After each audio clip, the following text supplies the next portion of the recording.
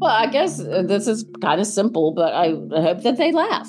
At the end of the day, everybody hopes that their work, whether it's creating music, whether it's shuffling papers at a city department, whether it's digging a ditch to build a highway, what's the end result and how are people going to use this? And sometimes the end result can be dramatic and life-changing. And sometimes, so I'm like, if I do nothing else than just let somebody laugh, maybe after they've had a bad day, I have numerous friends and some other readers who's like, I kept poking my husband to read, let me read you one more line. Let me read you one more line. So I like making people laugh and letting them feel engaged, but then also relating, like I write about the last hours with my father. And I write about my first kiss, who he ultimately, he died very young.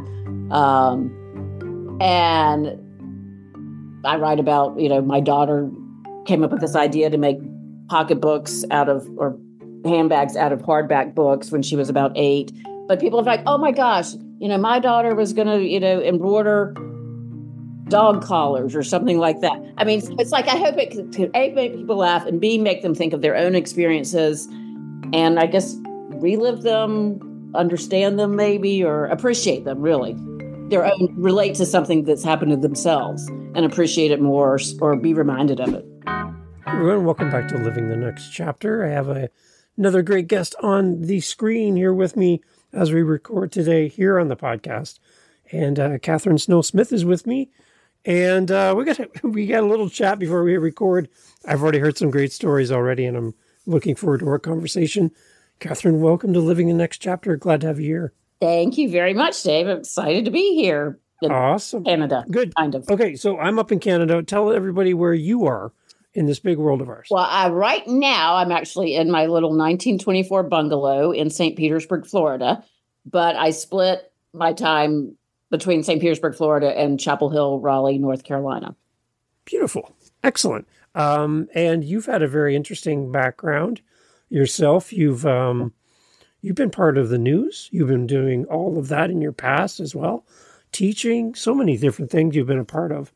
What part of your career, as you look back, work-wise, what are some of the things that you really found joy in doing? Well, thank you. And so I was a journalist or a reporter at various papers in the South, but mainly at the Tampa Bay Times, which used to be the St. Petersburg Times, probably for about 20 years. And if I just picture it now, and of course it's always whatever, looking back, things always seem, the camaraderie in a newsroom is so special. And the people I sat next to, some who are still very dear friends, some who I may not have talked to in 20 years. And it's like this, I think, in a lot of workplaces. Obviously, the office and Cheers and Parks and Recreation, Mary Tyler Moore, we don't need to look far to see how close. It doesn't have to be a news organization.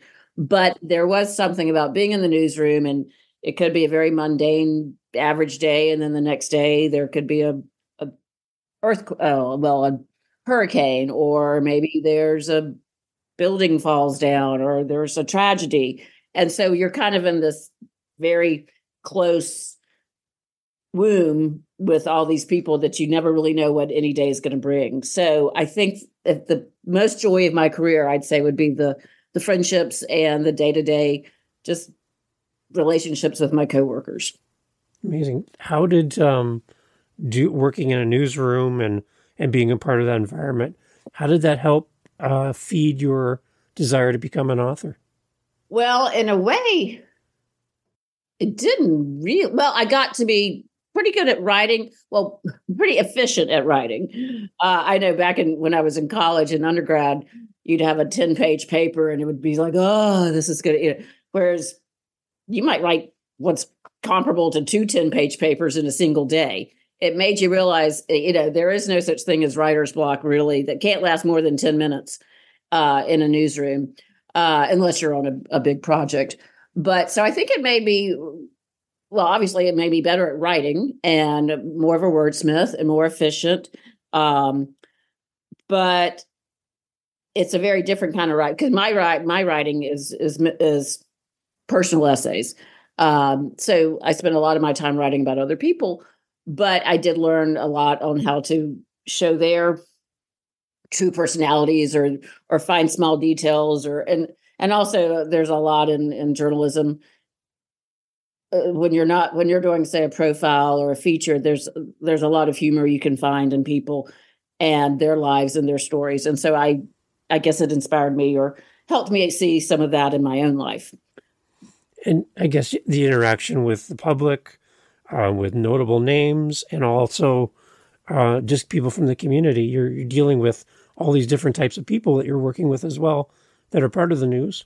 So you're learning a lot about just interacting with others as well. And definitely interacting with people.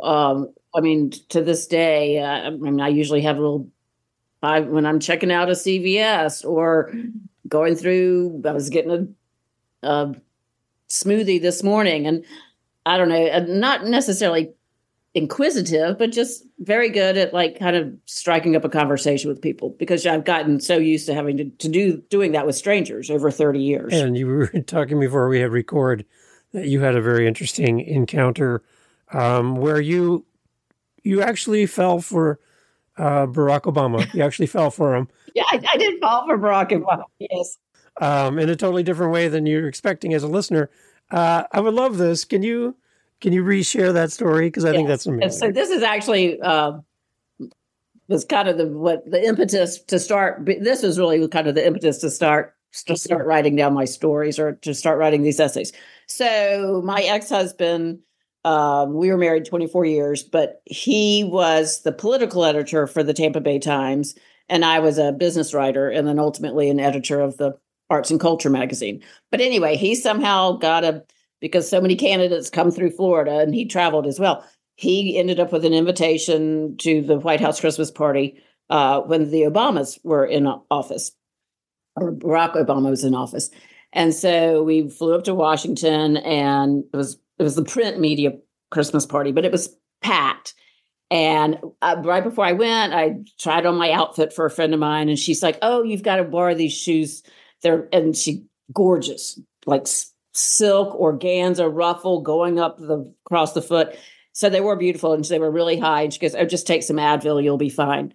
So before we even got through the metal detectors, I could barely walk. I mean, the pain in my legs. I mean, I was like an epidural. I did take the Advil, but like even if I had an epidural, I was feeling so much pain.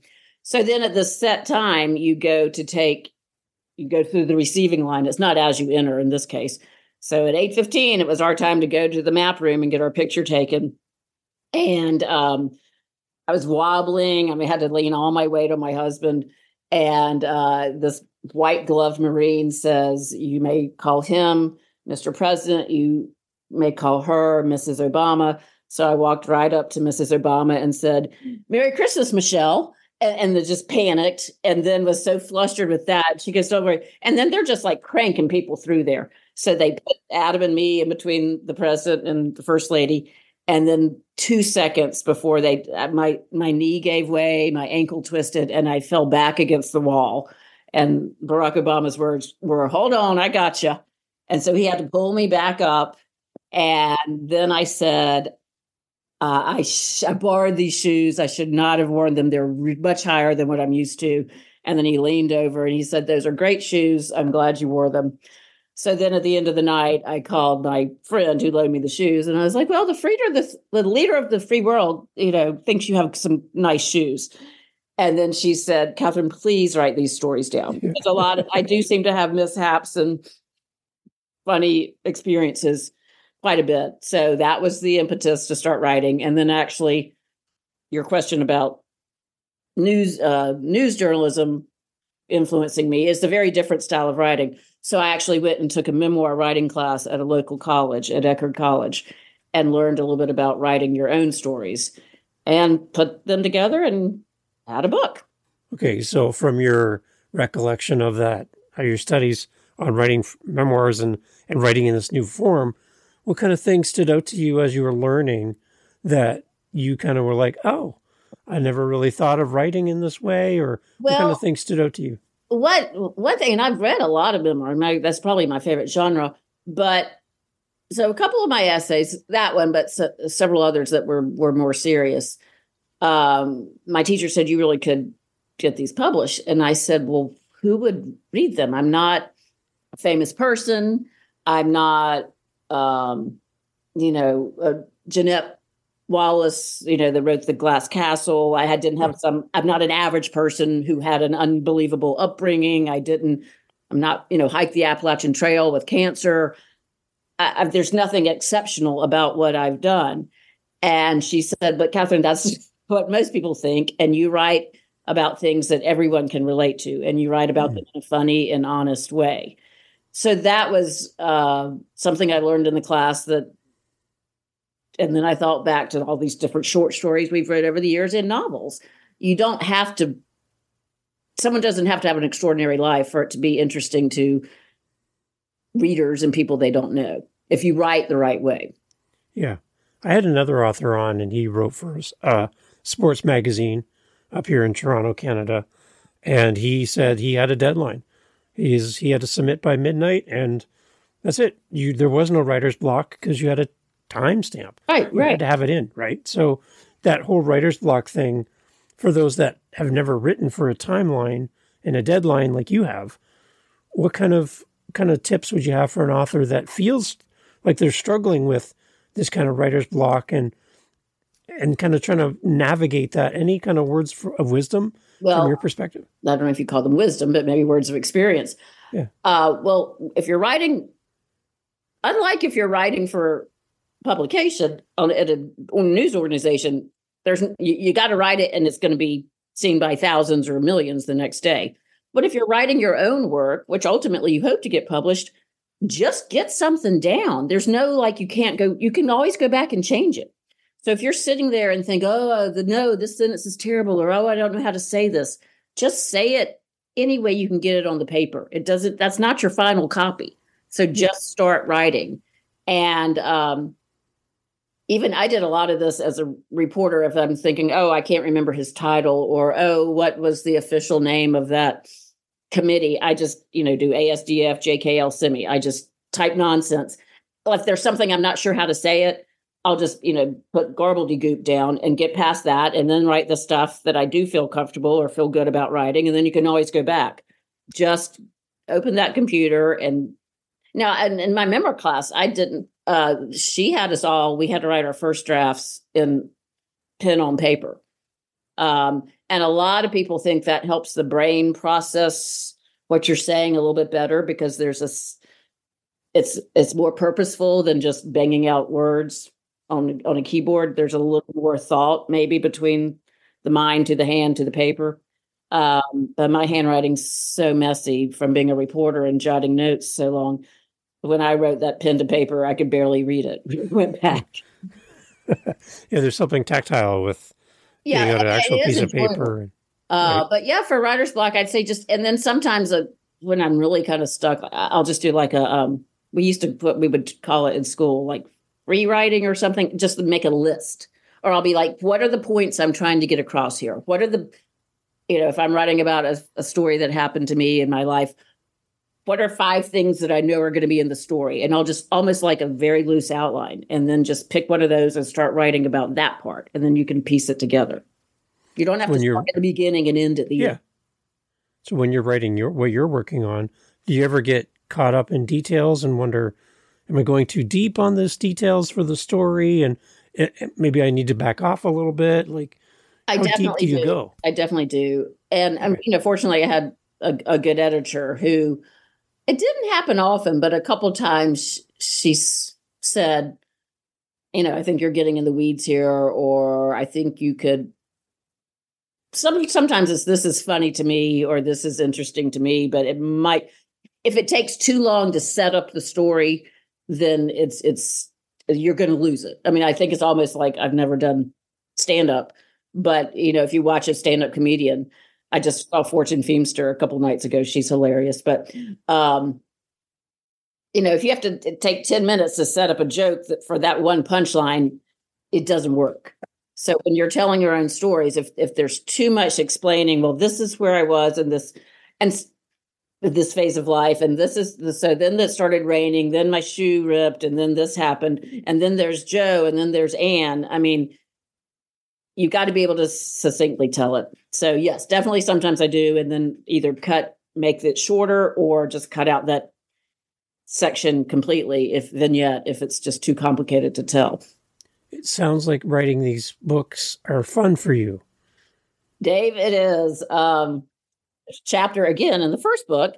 So my middle child, or I have 3 children, or mostly in their 20s, all in their 20s. My middle daughter was born with 2 heart defects, and then had them both fixed through one as a baby and then one when she was 5. And then I had like just a tachycardia, AFib situation.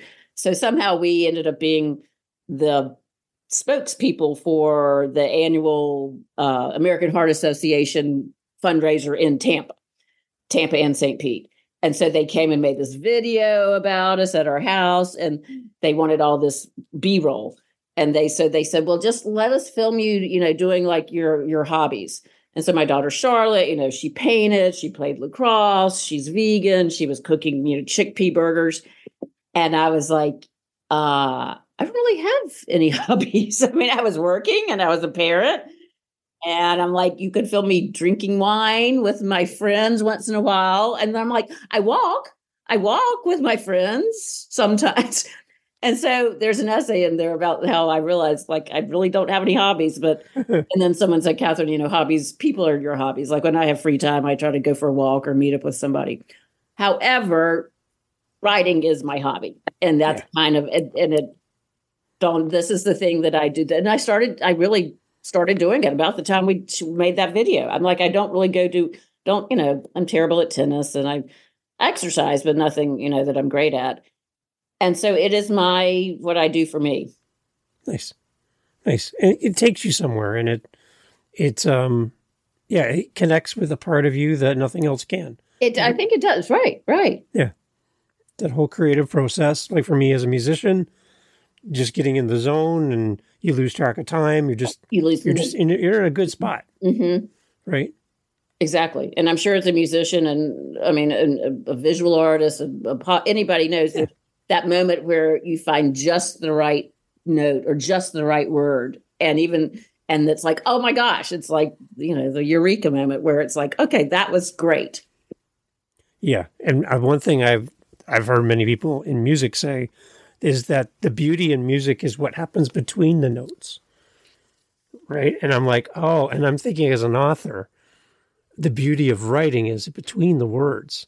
Right? What's not on the page, but what's implied, what's painted as a picture, how you bring somebody into the story.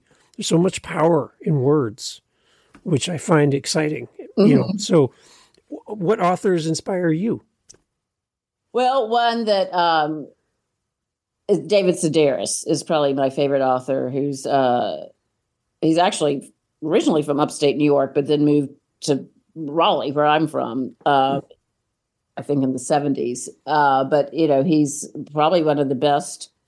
I mean, he fills coliseums reading essays from his books. I think he's probably been writing about 25 years, but he started off with a few New Yorker essays and then ultimately started writing collections of his own personal stories. And they're vignettes. They're not, I was born and then I turned 5 and then I turned 10. They're snapshots of his life. And he has numerous siblings. And I think they're all, Amy Sedaris, the actress, is his sister. But they're all very eccentric. And he just writes in a way that he can be kind of acidic, but very funny, very wry, very blunt, but then also just beautiful. I mean, he can see these beautiful observations and sometimes obviously not point them out, but show them in his writing. And so that's probably Nora Ephron is another person that I really enjoy. And Sloane Crosby. So I do like a lot of essay writers. A couple of my favorite fiction books, and I like all the classics. A Tree Grows in Brooklyn, which is a lot of people don't know that book, but it's a beautiful book. And I think it won Pulitzer or something by an author named Betty Smith. Samantha Irby is a newer writer, and it's interesting. I mean, she's an African-American lesbian. David Sedaris is a white male, he's gay, but you don't have to live the same lives. And not everybody writes about, this is what I did sexually last night, but it's just their tone and their honesty and their humor and their poignancy that's getting to stories. So those are some of my favorites. I love it. What is your hope as an author, as people come and find your book on a shelf or on a website, they take it home with them? Do you have any hopes and dreams for your readers as they open your book for the first time? Well, I guess this is kind of simple, but I hope that they laugh. At the end of the day, everybody hopes that their work, whether it's creating music, whether it's shuffling papers at a city department, whether it's digging a ditch to build a highway, what's the end result and how are people going to use this? And sometimes the end result can be dramatic and life-changing. And sometimes, so I'm like, if I do nothing else than just let somebody laugh, maybe after they've had a bad day, I have numerous friends and some other readers who's like, I kept poking my husband to read, let me read you one more line. Let me read you one more line. So I like making people laugh and letting them feel engaged, but then also relating, like I write about the last hours with my father. And I write about my first kiss, who he ultimately, he died very young. And I write about, my daughter came up with this idea to make pocketbooks or handbags out of hardback books when she was about 8. But people are like, oh my gosh, my daughter was going to, embroider dog collars or something like that. I mean, It's like, I hope it can A, make people laugh, and B, make them think of their own experiences and I guess relive them, understand them maybe, or appreciate them really. Their own, relate to something that's happened to themselves and appreciate it more or be reminded of it. Nice. I love it. I love it. Beyond going on podcasts, for the authors that are listening, how else are you promoting what you're doing? Do you got any suggestions for authors that are looking to promote their books? Well, I think, so my first book, so this is... There it is, yeah. I forgot. We're not on... Yeah. Okay. Yeah. Stepping on the Blender, and Other Times Life Gets Messy. That's the one that just came out. Rules for the Southern Rule Breaker is the first one. So my first one came out in 2020. So it was COVID. It came out in July of 2020. So, but I did learn something from that I'm still doing with the new one. So I did several Zoom talks with bookstores, but there really wasn't much else you could do. I mean, so a lot of really good friends in various cities would have parties in their driveway or on their back patio and invite maybe 15 people and their masks and their soccer chairs. I think we weren't wearing masks outside at that point. And so I did a whole lot of those, and 20 people at a time times, 25. So cities or homes sold books and was fun. I mean, it's not all, obviously you want to sell books, but I really enjoyed the talking and the reading and the laughing. So like lean on your friends and say, hey, can you invite 10 people over and let me read my book? And then if one of those people is like, oh, I have a book club, can you come talk to my book club? Or can you Zoom? I've Zoomed with book clubs. Mm-hmm. And, there's 15 people buy your book before the book club. So don't think you have to be on a fabulous podcast or be, Oprah's book or Jenna Bush's book of the month. Yeah. Just reach out to your own friends and say, this is a big ask, but was there any way you could gather like 20 people or 15 people at your house and I'll bring the wine and, buy the Trader Joe's cheap wine and we'll sit around and talk about my book. And that's how a lot of people, that's how it spread. It was very organically, I guess, for the first one. Yeah. And one person we have in common is Hannah, who's helped set up today, our time together. She sent me some really great authors from her agency and That's stuff. my publicist for the Yeah. listeners who don't know. So having somebody like that in your corner is another great. Yes. person, right? I was obviously a publicist. That's kind of what I feel like most people know. That's the first answer is, and you don't have to have one if you know, and they range, from $100 an hour to package deals for $1,000 a month or $3,000 a month. You can kind of taper that to what you're able to work with or what your publisher offers. Yeah. But yes, a publicist is wonderful. Yeah, for sure. It's amazing. So, okay, so the newest book, when I saw the cover of the book, and we shared a little bit before we record, but the story behind your newest book, can you give us a little information about the title of the book and yes, how literal this really is? It is. Okay, so stepping on the blender, and other times life gets messy, and obviously the people listening can't see this, but it is a picture of a ninja blade with a little puddle of blood and literally a drop of blood dropping off one of the blades. That's fake blood on the cover, but it was real blood when it happened to me. So I'm teaching as an adjunct at UNC Chapel Hill, and actually now I'm in graduate school to get my master's so I can try to join a faculty somewhere.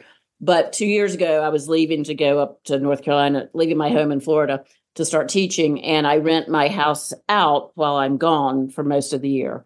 And so the house was spotless. My suitcases were in the car, and I had these cool vintage glasses that somebody gave my parents as a wedding present in 1958.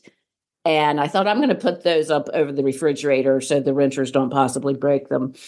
And I did that, and then somehow knocked my blender over with my elbow, and it just rattled onto the floor. It didn't break. And so then I stepped down from the chair, and my left foot landed on the ninja blade. And it went way deep into my heel. And I just fell to the floor and just started sobbing. I mean, here I am. I'm trying to drive to North Carolina, start teaching my parent, a new chapter, do something new and do something that I wanted to do. And it's just like, Uncle, I give up. You're trying to get out of the house and you step on the freaking blender.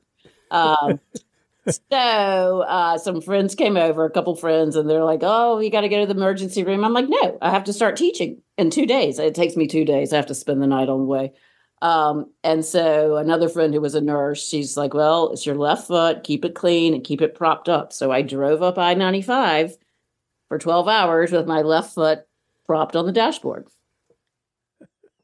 And actually, when the book cover came, and my photographer did an excellent job, my oldest daughter, Olivia, who's 28, she's like, Mom, it looks kind of like it's a murder mystery book. And I'm like, oh, you're right. She goes, no, that's good. Maybe somebody will buy it then. So anyway,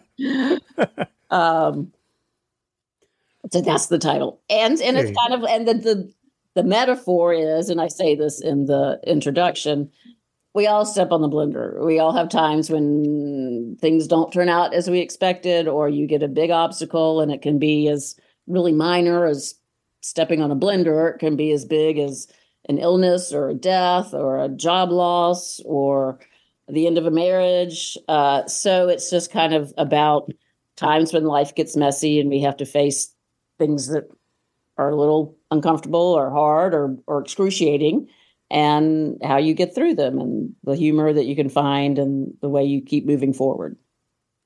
There's a commonality between your stories, between your fancy footwork with President Obama and your fancy footwork with a ninja blade.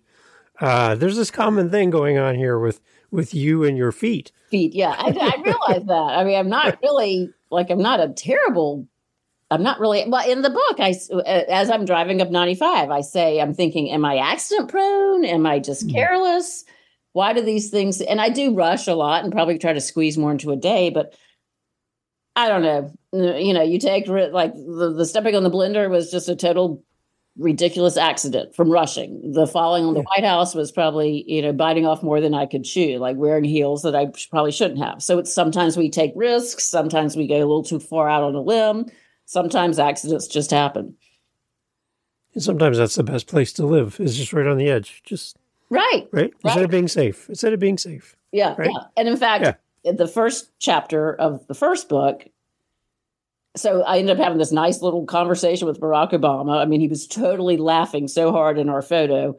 And then we went back about 3 years later, and I wore much more sensible shoes, and I wore this, red dress, and he took our picture. Nothing went wrong. And I was going to say, I already had in my mind, 3 years ago I fell. But he just said, "Oh, what a lovely holiday dress," and then just turned to the next person. Like, because everything went like it was supposed to. Yeah. We didn't have that interaction that we had. That's pretty meaningful. That's pretty amazing, actually. Yeah.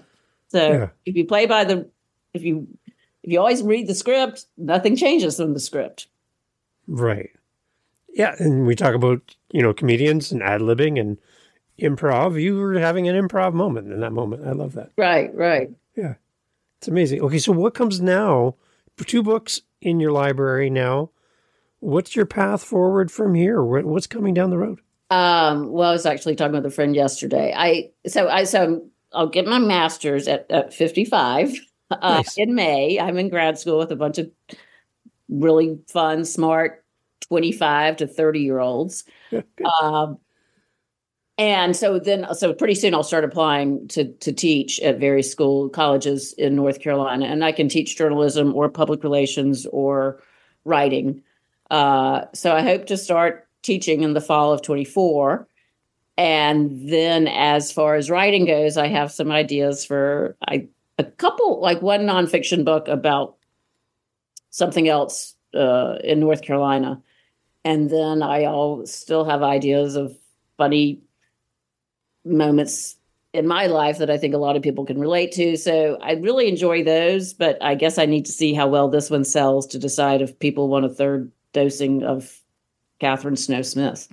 I love it.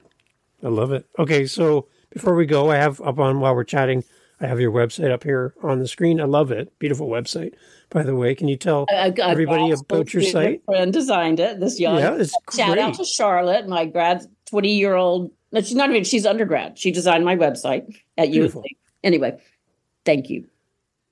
Yeah, tell everybody about the website. What can we find when we show up there? Okay, so it's katherinesnowsmith.com. And it's got links. It's got 3 excerpts. I never can say that. Excerpt. Excerpts. Pronounce the Excerpts. P. Excerpt. 3 excerpts from the new book and 3 excerpts from the first book. And so you can get a taste of it. And you can also, there are links to buy them at various independent bookstores. It's also available on Amazon. And there's my email's on there if you want to email me, or if you want to somehow get it personalized, you can reach out to me and I'll personalize one and get it to you. And it's got a list of events. I'll be doing various readings in North Carolina and Virginia and Florida. I'm open to public libraries, weddings, bar mitzvahs, whatever. You can reach out to me or my publicist if you're interested in an event. And I think that's about everything that's on there. The one thing I saw was work with me. Explain to us what we can do as far as working with you. What's this involve? Well, I guess I'm doing kind of my 3rd or 4th writing other people's memoirs. And they tend to be, I hate to say older, but people that want to have their stories to pass down to their children. And it's not necessarily something that's going to be published and sold on the main market. But I'm on my 4th. So I interview people for, 20 hours, usually 2 or 3 hours at a time, and then go back and it's almost like, and then write their stories and put the transitions in and organize them. And then they end up with, a 50-page. Nice. So yes, so there are websites that do this, but it's writing personal memoirs for you to record your own stories. And then actually have another client, a writer she's really good. So I've edited her. She's already written her memoirs or was writing them a chapter at a time, and then I would edit them. And she's going to try to get that published on the main market. Nice. It's amazing. Yeah, so we can head over to your website. We'll have links in the show notes for that as well. But it's so great to have you on the podcast, and I'm so happy to have you here.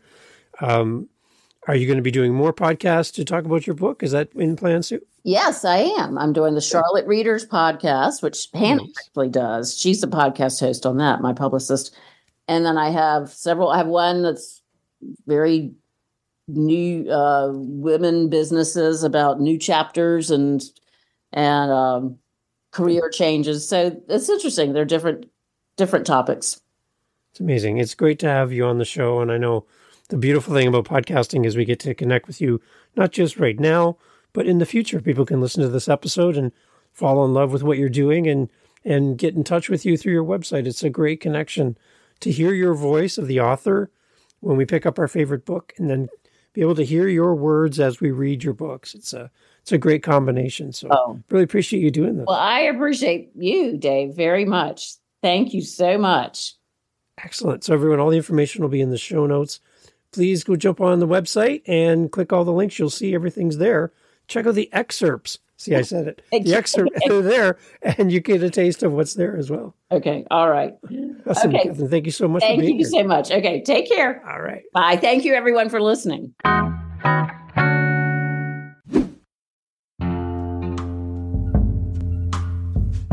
Hey, thanks for checking out the latest episode of Living the Next Chapter. I'm so happy to bring on these amazing authors and to share their stories, but I do have to confess I have a problem. And people who know me best would say, Dave, you have more than one problem.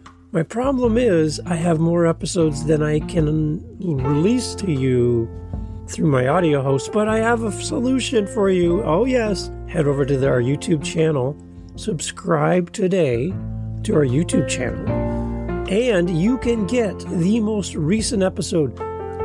I'm posting this episode today that I recorded today, and you can get it now on YouTube.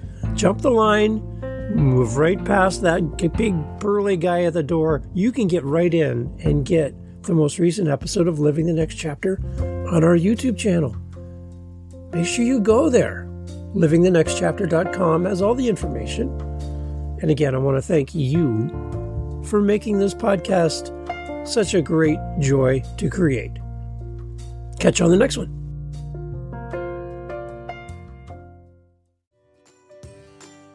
Hey there, fellow parent. If you're anything like me, balancing screen time for our kids is a constant struggle. That's why I want to share a little secret with you, KidsPod. It's this amazing app I found that's packed with podcasts just for kids. Imagine stories, learning, and fun, all without the screen. It's been a game changer in our house, keeping my kids engaged and their imaginations running wild. And guess what? It's completely free. So download KidsPod today. Trust me, it's a decision you won't regret.